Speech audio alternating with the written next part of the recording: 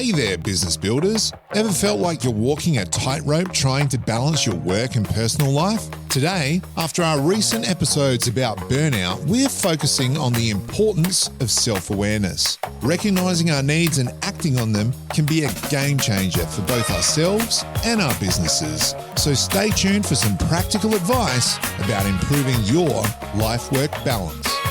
Well, welcome to the Business Builders Podcast. We are your hosts. I am Brenton Gowland. And I'm Ron Tomlin. And Ron, we've had a couple of really interesting episodes here over the last few with Samantha Young talking about burnout and then obviously starting our life-work balance series.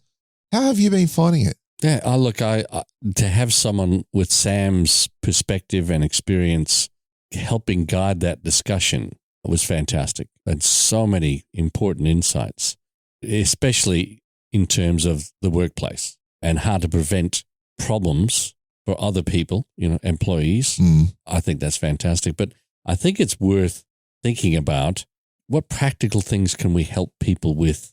Yes. Using the last couple of episodes as background and perspective, what can we help people with in terms of practical things they can do to get a better balance in their life? 100% agree, because the biggest thing, and look, to everyone who's listening, this is a big topic, life-work balance. Yeah. But I have found that it's been talking to me in terms of what we were talking about with Dr. Samantha Young in the last couple of episodes, all those points, that DEFCON scale. By the way, we researched the DEFCON scale.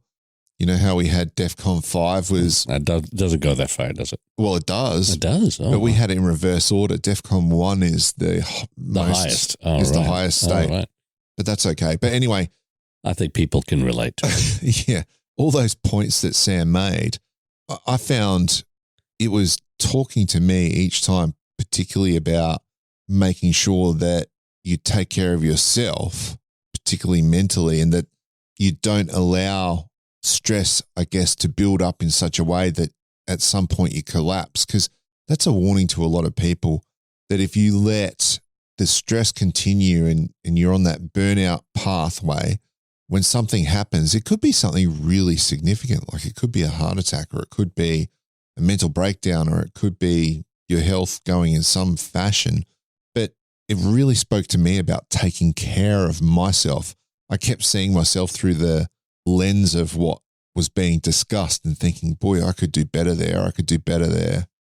I mean, look, if you look at all the people who use a terrible experience that they've had in their life and they are willing to talk about it, why? No, it's not just therapeutic for them. It's that they want to try and help other people, prevent them from going down the same path. Yeah. Yeah. And I suppose this is what we're trying to do with the Business Builders Podcast, talking about life-work balance. Yes. Is you don't have to go through a life-changing experience to change your life. Mm-hmm. You don't have to get on the brink of the abyss in order for you to make changes that will make your life better. And in terms of work, you don't have to go through a crisis in order for you to realize that there's a better way of doing things. So listen to what other people are saying and start to internalize that as you've done. Start to internalize that and say, what can I do better to prevent that from happening? I think I've listened to people along the way, including yourself and others, and I've come right to the brink of the precipice, as we were talking about, or as you were inferring just then. And I very, very luckily haven't gone over the edge, but that's where mentors really come into play. And what we're trying to do here in talking to people is really understanding what's going on in your body, in yourself, in your mind now, so that you can take positive action, as you say, to not have to fall off the precipice. I think if you take your eye off the ball in terms of what's important, and I think it starts with that. A lot of this comes down to understanding yourself and what's important to you. So examining your values. I mean, it's easy to say, but how many people who are listening have actually sat down either in a guided way with someone else or by themselves and looked at what's important to me? What are my values? What's driving me? What will I accept and what won't I accept in my life? And I think the other thing that flows directly from that is, what does success look like for me? We talked a few episodes ago about life-work balance being, what's the ultimate? It's being able to say, I've lived a life well. Oh, lived a life worth living, I think is what you said. Yeah. A life well lived. And there are things that for every individual, you can say, I can, at the end of my life, if I've done this or if I've lived like this, I've lived my life well. Yes. But what are they? What are they for you? What are they for me? What are they for the people listening? And it takes a little bit of reflection, a little bit of time to think about that. And I think the biggest problem of not doing that is letting the world determine that for you. Yeah. If I asked you that question, and this is just a random thought, because we talk about this kind of thing a lot, like we've talked on the Business Builders podcast in the past about creating a personal plan and strategy. And when we talk about a business strategy, that's great. But what about a life strategy? What about a career strategy? What are those things for you? Do you know what they are off the top of your head? To articulate them right off the top of my head, I'd say I want to enjoy what I do. Yeah. And that doesn't mean that everything I do has to be pleasurable or happy, but I want to feel that it's making a contribution to other people, and I want to feel that I feel fulfilled by doing it. Yeah. And that's number one. 2, my relationships, my direct relationships, my family, my wife, my children are terribly important to me. Yes. And that's probably a driving force for me. So those 2 things make up the core of what's important for me. Travel is one of the things that I find incredibly important. And that's what started us on this journey of life-work balance. It doesn't have to be travel far and wide. Just last weekend, I went up to Clare with a group of friends, stayed at, here's a plug for the Stanley Grammar Country House. Absolutely fantastic. If you get a chance to go up there. Sounds like an old school. It is. It is. It is an old school. Yeah. And it was the Stanley Grammar School in Clare, and they've turned it into essentially a B&B. Fantastic. Absolutely beautiful place. And relaxed. Had a wonderful time. Wonderful weekend. And that's rejuvenating. And the reason I say you've got to understand what success means for you is I'm tired of hearing the expression, life is a marathon, not a sprint. You've heard that one, haven't you? Yes. Yeah, life's a marathon, not a sprint. So, you got to go hard for long, and it's about endurance and resilience. And Sam did talk about weaponizing resilience last week, and I think that's one of the problems. Life is not a marathon.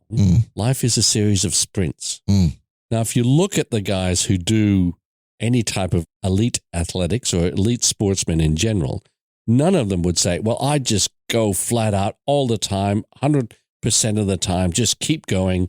They don't do that. If they're playing a game of football, they play hard for that game, and then they rest and rejuvenate. And then they go hard next week. And in fact, you can't play at elite level if you are not rejuvenating in between those sprints. And I think our lives are like that too.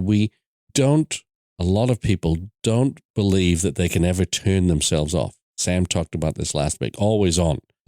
If you're always on, you are going to be operating at subpar levels.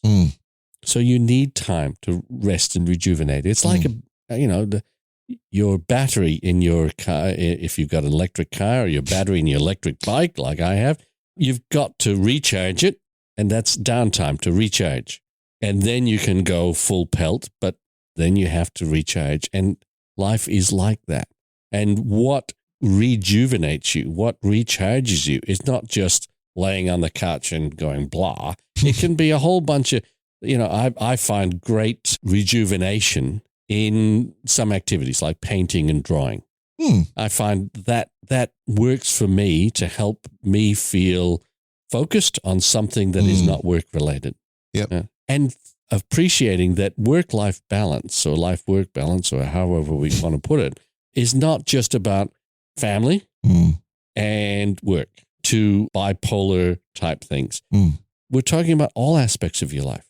So being able to say what's important, what's a life well lived in all aspects of my life. And I get, as you know, I get the tech members that I have to evaluate themselves in terms of how they spend their time in all aspects of their life. That's work, direct family, and maybe extended family relationships, friendships and connection, community, self-development.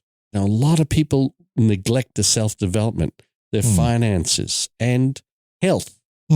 And this is another thing. People are willing to sacrifice their health, but if you don't have your health, how can you do any of the other things? Well, the funny thing is, if you don't have your health, then your health becomes really important. And because then it becomes the thing you focus on. And I think it was Steve Jobs who said, let your food be your medicine. Otherwise, your medicine will become your food, which is a backhanded way of saying if you don't look after yourself, well, then all you're going to be doing is focusing on looking after yourself. And it's not going to be a pretty picture, really.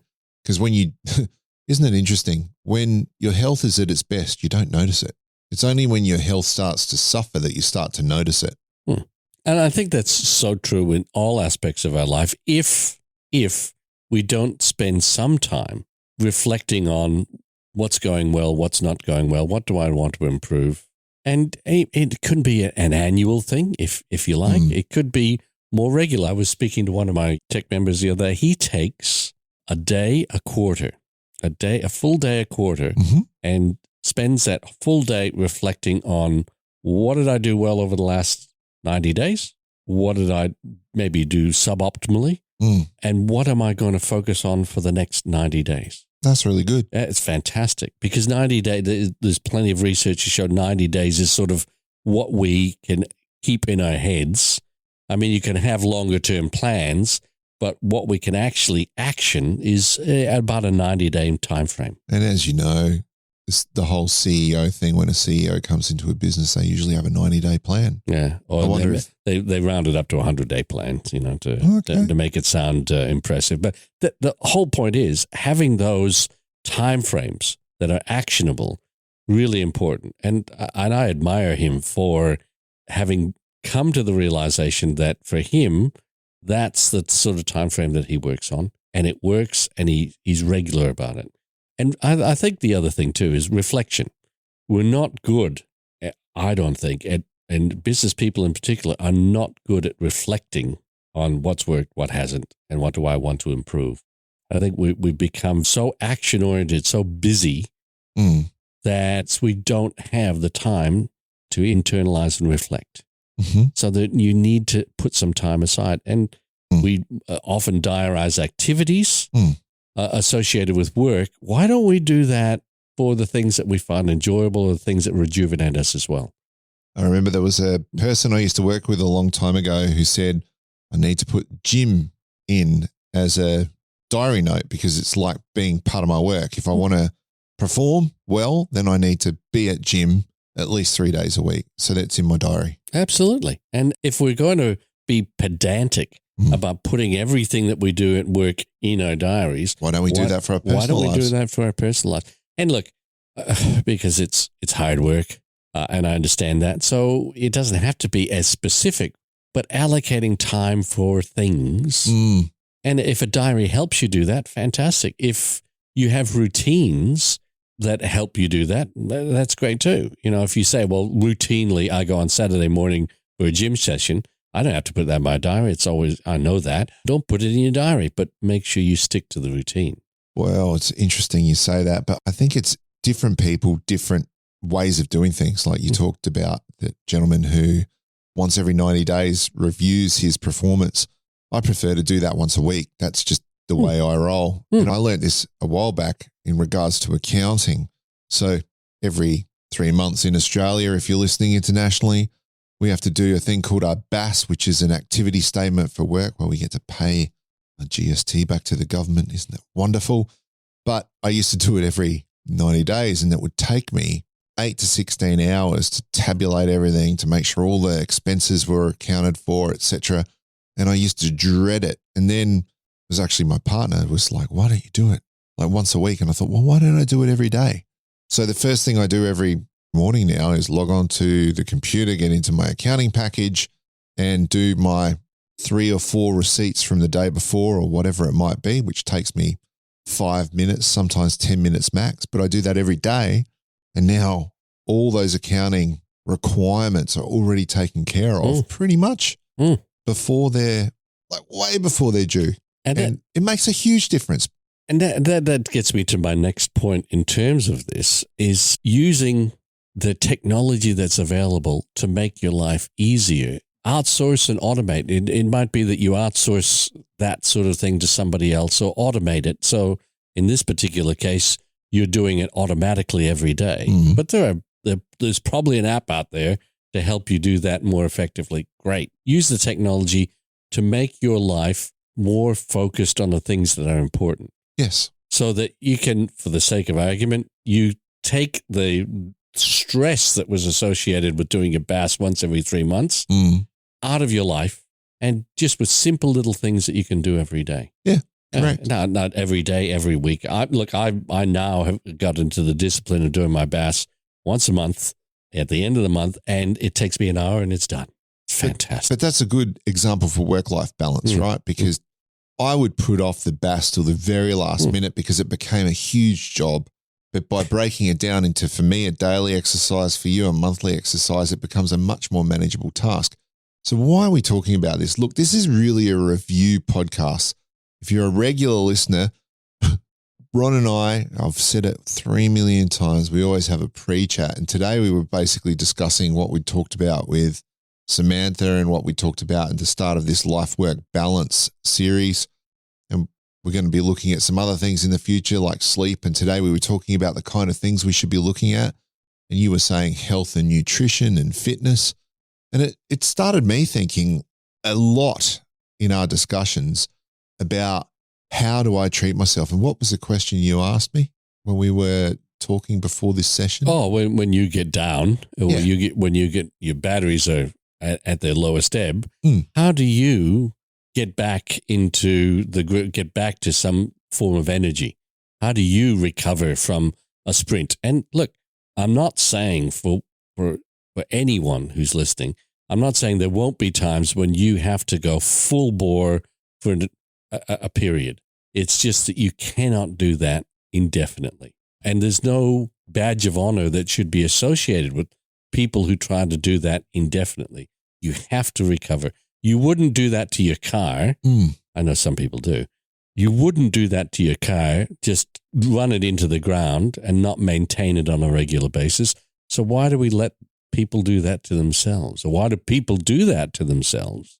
It's because they don't realize the consequences until it's too late. Well, I gave you a bit of a glib answer when you asked me this morning, and that was basically I just stop. And my body, I've learned to listen to my body over the years that if I'm tired, I'll sleep. If I feel like I need a break, I'll go for a walk. And walking's been one of my biggest things.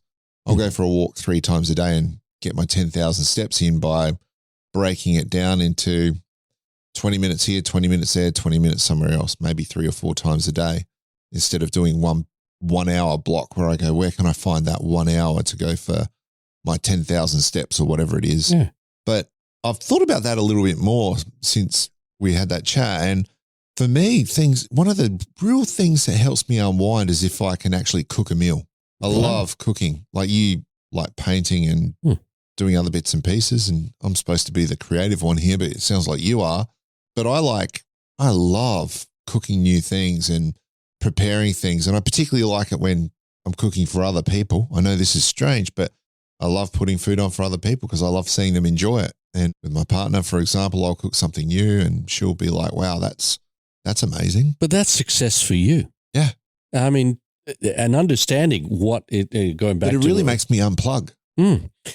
But here, if you didn't have that in your life, no matter how much money you say, oh, I've worked hard, I can afford a chef to cook for me personally. Yeah, it takes all the fun out of it. But that's the thing. The one thing that I'm tired of hearing from other people is, I'll be happy when. No, you won't. Because when I've got that new car. Yeah, look, I was like that. And don't let me take away the enjoyment of getting a new car. It's fabulous. Yeah. But it's not going to last. nothing lasts when it's a physical thing. You get a new house, you get a new car, and you think, it's fantastic. And before long, you say, this is just my car, whether it's a Maserati or whatever. So I think understanding that the things that you find enjoyable in life are really important and you need to prioritize them. So health and nutrition, don't let it go because those are your tune-ups, regular, everyday tune-ups that you can do. A lot of people put 98 octane into their car because they say it will keep it going better. Do the same for yourself. Put yourself as a priority in terms of what you're putting into your body and how you're using that body, because if you neglect it, it will come back and bite you. Yeah, and of course, it's a bit of an interesting topic, really, because what we're talking about here is how to perform better. So to perform better, we need to be taking care of ourselves, our body, the thing that actually enables us to perform. And it's not just performance at work. Very important, because that should be something that is important in your life and that you feel fulfilled by doing. But it's performance at home as well, with your family, with your friends, performance as a friend, performance as a family member. Being so stressed at work that you come home and bite everybody's heads off is not good performance. Not at all. No. And so one of the other things I think, and we'll talk about practical things, is acknowledge that you don't have to do it all yourself. Have a support system around you. If you find exercising really difficult, get people to help you with that aspect of your life. You know, whether it's a personal trainer, if you can, you find that important and you can afford it, or go walking with somebody. Make it an enjoyable experience. But have a support system around you. Now, this might sound a little bit self-serving because I run groups of executives and CEOs and so on. But have people who understand your world, whether it's your business world or your personal world. Have people around you who you can talk to about this sort of thing. Yes. So have a support system, whether it's for the various aspects of your life, the community, friendships. Have those people around you who you can, when things get tough, you can rely on to have a chat, to have a discussion with. I think that's one of the things that we've lost. It was almost inherent before in our neighborhoods and our institutions, that we would have those communities around us. We'd have those people around us, and we become more isolated. Technology hasn't helped. Social media, you could argue, should have helped, but it's actually, I think, making people more isolated because what they put on social media is orchestrated and stage managed. It's not the real them. I see so many people who put things on social media and it makes their lives look fantastic, but sitting below that, it's not real. It's not their real life. And you think, why do you do that? Why don't you just get connection with some people who can actually support you and celebrate with you? Well, it's interesting, isn't it? But it does come back to what makes you happy. So you talked about earlier that whole syndrome that we have of wanting something and we think we'll be happy when we get it. Well, I think maybe that's why people project something on social media. I mean, I do the same thing. I think we naturally gravitate towards wanting our lives to be in a better place or wanting to project how we think our lives should be. So there's that whole projection thing going on, right? So I'm sure there's if we had Sam back, some wonderful psychology behind it, but it does bring us back to what we started with, which is what is a life well lived to us? And I think it takes a great deal of maturity. And if you're running a business takes a great deal of maturity if you want to get it right, because you've got to make hard decisions. You've got to lead people, but actually sitting down with yourself and going, what really makes me happy? That takes a great deal of maturity. Like one of the things that I haven't been doing since I've had a partner. So I've been 6 months with someone. I haven't been going out to the same places. I haven't been going to the particular pub that I've been going to. For those of you who are listening, this is not a bombshell, but I used to smoke. I haven't smoked for about 90 days now, and I feel like a completely different person. But fantastic. It's because I haven't been hanging out at those places, because I was never that smoker who smoked, by himself. A heap. So I'd go down to, the pub or wherever it was and have a drink with people, and that's where I'd have a cigarette. But not doing that, it does tend to make you, or for instance, me, a lot happier.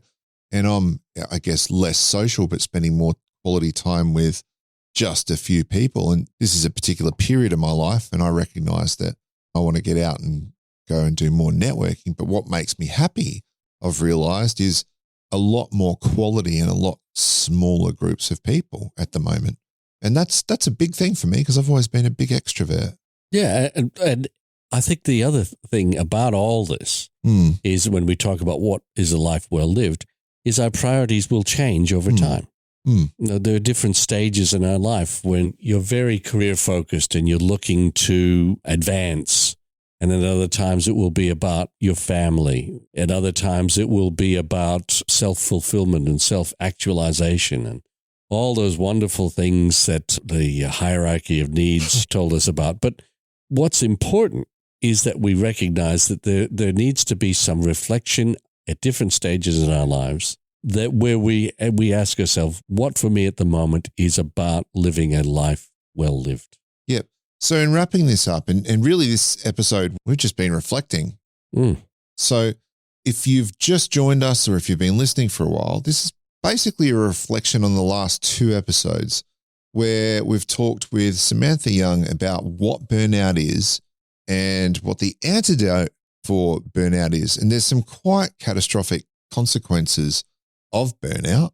It can cause some significant problems. So in reflection today, I think we're extending the whole antidote to burnout thing. And what I'm really picking up in what we're talking about is the fact that reflection and actually writing down or making clear what it is that makes us happy and what we want to do and how we want to live our life will actually help us avoid the burnout trap.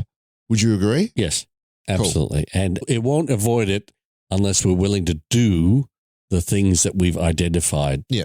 And let's name those things because one of them is definitely reflection. So this is for all of us, for our listeners and definitely for myself because as I said at the start when we were talking with Sam, I was picking up a lot of stuff and going, oh, gee, that's me. That's me. Oh, I got to stop that. Maybe I'm at DEFCON 3 or 4. If you don't know what I'm talking about, go back and listen to the episode that's called When Your Passion Turns to Poison. Sam was talking about the DEFCON scale, and I've already mentioned we got it backwards, but we'll go with it. So I've recognized that I've been at DEFCON 4, almost at a DEFCON 5 point before and had to reduce myself down. But reflection is what you're saying is one of those ways that we can actually start to identify where we should be. Awareness of ourselves, our trigger reflection points. Leads to awareness, yeah. Awareness of what triggers me. So understanding your own values, what triggers me, what are the signs that things aren't going well, listening to yourself. I think particularly for men, we've been socialized into not listening to our emotions, not listening to the feelings that we have. And we've got to get back into, I'm feeling this. What does it feel like? And what does it mean for me? So awareness. I think the other thing too is understanding that life is a series of sprints and I need to be able to perform well in those times that I need to sprint.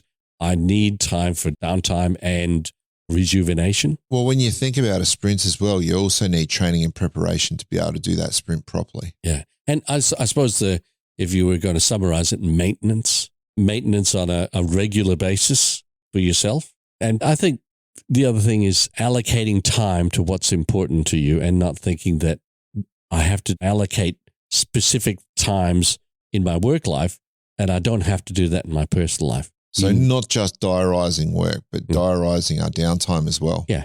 It's a helpful tool, I think. That's interesting because that speaks to being planful with your time. And if you know, back to what we were talking about earlier, what makes you really happy and what makes you function well as a human being based on reflection, then you can diarise it. And understanding what rejuvenates you. And it could be cooking a meal. Yeah. It could be going for a walk. It could be spending time with friends, whatever it is. Make time for those things that rejuvenate because it will help you be more productive in the things that are important to you, like your career or your work life or your business. Mm-hmm. And as always, we're talking to business builders. We improve ourselves in order to grow better businesses. And so to improve ourselves, we're suggesting that you focus on you. And don't forget, as a business builder, you are a leader and people look to you. So if you're not looking after yourself, how can you expect your people to do that? That really came through with what Sam was talking about in the last episode. She was suggesting that if you model overworking, people in your business will think that's what they got to do. Absolutely. And you think, well, that's fantastic. They're spending 15 hours, but the truth of the matter is they're burning themselves out and they won't be of use to you or your business anyway. Or they're operating at suboptimal levels in terms of concentration and focus. So it looks like they're doing a lot of stuff, but in fact, they're not achieving what you want them to. Yep. And the other one is we all try to emulate our heroes, right? Our kids in particular, but in workplaces, business people become your heroes. And we were talking about people like Elon Musk and even Simon Sinek and all these kind of people that we see regularly in our news feeds or in our social platforms. And, you know, Elon Musk is one of the richest men in the world and he does some pretty amazing things, but I wouldn't say he's got the best work-life balance based on some of the interviews I've seen with him. So do we want to model that? Perhaps we do. Well, put it this way. I suspect that he is driven by things that most people aren't driven by. And for him, if it works and if he feels fulfilled and he feels genuinely that he's lived his life well, who am I to say his routine is not appropriate? But if we can model something better is what I was kind of getting at. Yeah. And we become the hero of the people watching us. Well, there's an alternative to the Elon Musk working 24 hours a day type of thing. And all I'm getting at is that no one else can answer that question for you. What's a life well lived for me?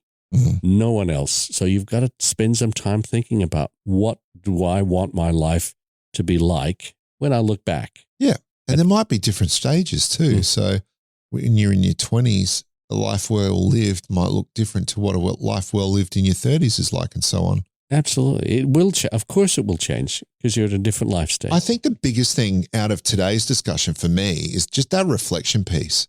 So I do reflect on things about once a week. I sit down and think, what have I done, etc. But I think it's what we reflect on as well. So mine might be, how have I performed for that client? How have I done this? But it's not necessarily looking at that other side of the coin, the life-work balance thing. My reflection is predominantly on work. So what I'm suggesting is that maybe when we do our reflection, we also need to reflect in those other things. How have I performed in my family life? How would you approach a problem that you have at work? You do some analysis. Yeah. Now, if you feel that your life is maybe not being lived well, then you need to do some analysis and just looking at things like, how do I spend my time? And am I happy with the amount of time and priority that I'm giving to various aspects of my life? Yeah, cool. It's worth going through that process. All right. So if you've been listening today, we would highly recommend that you spend some time reflecting, planning, and diarising your whole life, not just your work life. So make sure that you get the whole balance there. And that's part of the way we can avoid burning out as business professionals. And I think we should, in future episodes, explore some of those other aspects, some of those specific things like sleep, nutrition, exercise. Well, we've threatened that in the last 2 episodes, haven't we? We have, but we need to actually do it. You know, it's not just talking about it; it's doing it. I tried to find a sleep person, and I haven't been able to do it. So we will find someone. We've had a couple of leads, so we're trying to find a couple of experts in these areas to bring and talk to everyone. So we will do that over the next few episodes. Fantastic. If you know a really good sleep expert, let me know. Looking forward to it. I look forward to it as well. And have a great fortnight, Ron. And for our listeners, have a great fortnight. We hope you've got something out of today's discussion. And we will talk to you in a couple of weeks. So it's goodbye from me. And it is goodbye from me.